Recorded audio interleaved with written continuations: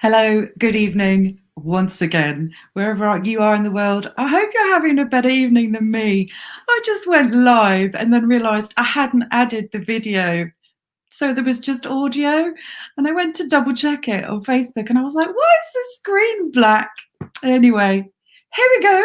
Take two. How do you react when you make a mistake? Do you just think, oh, well, never mind, we'll just redo it, just do the hashtag replay? Or do you, fall into the doldrums and think, oh my gosh, I'm so embarrassed? Well, you know what? I just have the philosophy that when we make a mistake, it's simply that. And then we just have an opportunity to make good, right? And I just laugh at myself. You know, a lot of life could get a lot worse than just making a silly little mistake. And when we own up to them, you know what? It just shows that we're human and we can be endearing through it, right? People either like you or they don't. Who cares? You can just love yourself through the experiences and the learning curves and just think, never mind. So here I am, take two. And I wanted to come on. It's been a really long day and I've really struggled to fit my live in today. But if you know me at all, you know that I'm passionate about coming on and providing some free content and supporting my peeps and engaging with finding my soul tribe, people who resonate for me and vice versa.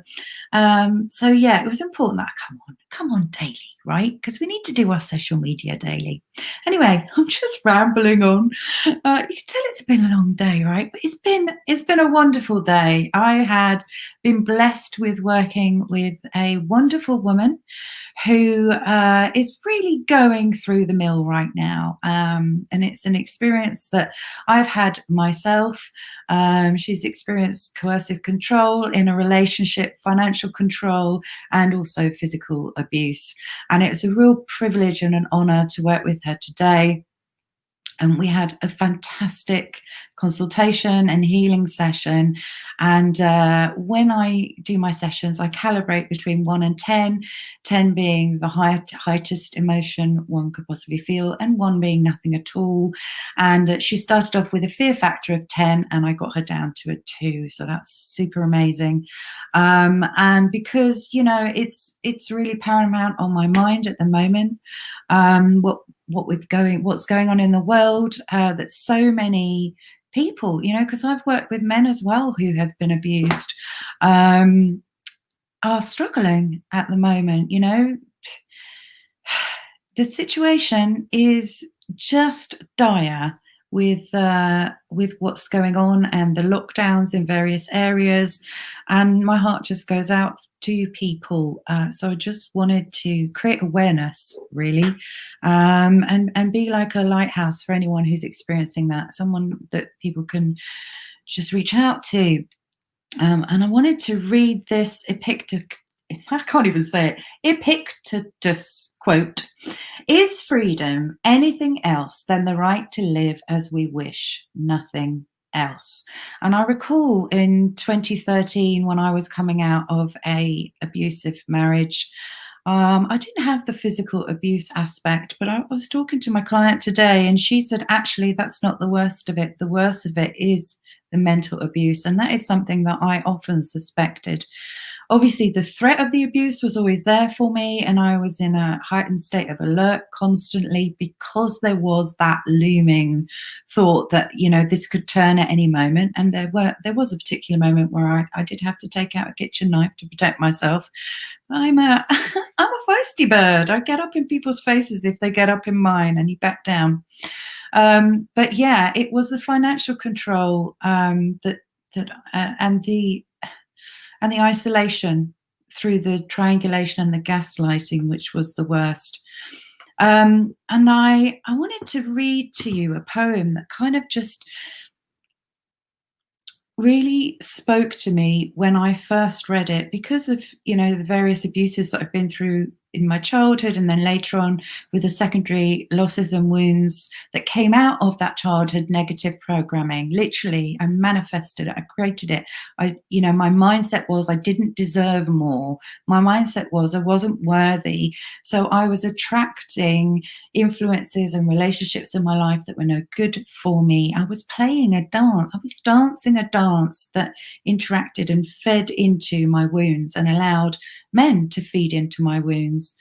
And when I first read this poem, I really identified with it. There was elements of it that really sung out deep and clear and true. And I just cried when I first read this. It's by Maya Angelou. It's Still I Rise.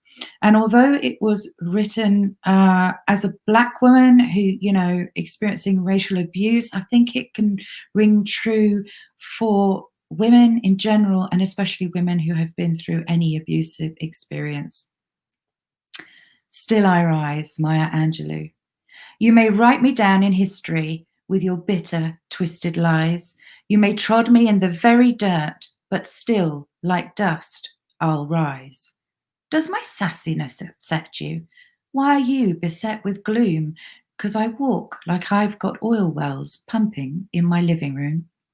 Just like moons and like stars, with the certainty of tides, just like hopes springing high, still I'll rise. Did you want to see me broken, bowed head and lowered eyes, shoulders falling like teardrops weakened by my soulful cries? Does my haughtiness upset you? Don't you take it awful hard, 'cause I laugh like I've got gold mines digging in my own backyard. You may shoot me with your words, you may cut me with your eyes, you may kill me with your hatefulness, but still, like air, I'll rise. Does my sexiness upset you? Does it come as a surprise that I dance like I've got diamonds at the meeting of my thighs? Out of the huts of history's shame I rise, up from a past that's rooted in pain I rise, up I rise, I'm a black ocean leaping and wide, welling and swelling I bear in the tide. Leaving behind nights of terror and fear, I rise into a daybreak that's wondrously clear. I rise, bringing the gifts that my ancestors gave. I am the dream and the hope of the slave. I rise, I rise, I rise. Now, I identify with that poem because when I was in my second marriage, I literally was almost a slave. I believed that my husband was mentally unwell, and I sacrificed and compromised myself to the nth degree simply because I was petrified of the consequences of not doing that. I had children in the home, and I had to keep the peace, and therefore I became a slave. And we've all got ancestors, right? And whereas I can't claim a right to a poem that was designed to speak for Black rights, I think it also speaks for human rights. And I can't help that I identify it. And I hope I'm not offending anyone who thinks otherwise. But I love Maya Angelou, and I'm not going to apologize for that. I think she's incredible. And so I hope that you take the reading of that poem in the way that it was meant from the heart. And if you are struggling with abuse or just feeling downright shit and turning to, self-medicating with anything, be it drink or drugs or food or the wrong type of relationships or sex, whatever it be, I just want you to imagine a better life for yourself. Visualize something more, something better, something brighter, something wondrous. Because when we visualize what we want for ourselves, life can get better. I know it has for me. And it started off with a dream and a visualization of what I could be in a time where I was at the bottom of the well. And I've been homeless 3 times, and I've lived in a refuge and a hostel. And now I don't. And now life is good. And now I have a lovely home and my kids are safe. And I'm no longer living in fear, and I have good mental health. And so if you find yourself in that way, please know that there can be an end to it, and you can rise above, and you will rise. Just be determined and reach out confidentially to somebody that you can trust. And I hope you have that somebody. And if you don't, get in touch with me.